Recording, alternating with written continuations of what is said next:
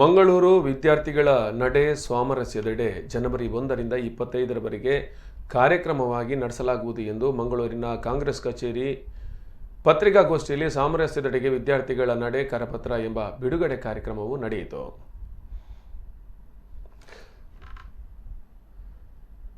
ಜಿಲ್ಲಾಧ್ಯಕ್ಷ ಸವಾದ್ ಸುಳ್ಯ ಮತ್ತು ಸುವಾನಾಳ್ವ, ಶಾನ್ ಸಿರಿ, ಶಕೀಲ್ ಉಳ್ಳಾಲ್, ಅಯ್ಯಾಜ್, ಸಾಯಿಲೇಕೆ, ಸನೀತ್ ಬಂಗೇರಾ, ನಿಖಿಲ್ ಶೆಟ್ಟಿ ಮುಂತಾದವರು ಈ ಒಂದು ಪತ್ರಿಕಾಗೋಷ್ಠಿಯಲ್ಲಿ ಉಪಸ್ಥಿತರಿದ್ದರು. ದಕ್ಷಿಣ ಕನ್ನಡ ಜಿಲ್ಲೆಯ ಶಾಲಾ ಕಾಲೇಜುಗಳ ಕ್ಯಾಂಪಸ್ಗಳಲ್ಲಿ ಶಾಂತಿ, ಸೌಹಾರ್ದತೆ, ಸಾಮರಸ್ಯವನ್ನು ಕಾಪಾಡಿಕೊಂಡು ಬರುವುದು ಇಂದಿನ ಅಗತ್ಯವಾಗಿದೆ.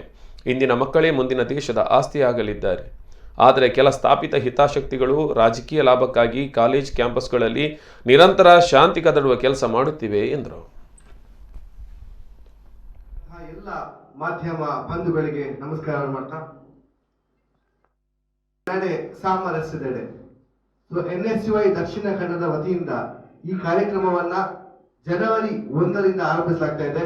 So for information, this program that is organized by the NSUI Dakshina Kannada District Committee, we are organizing it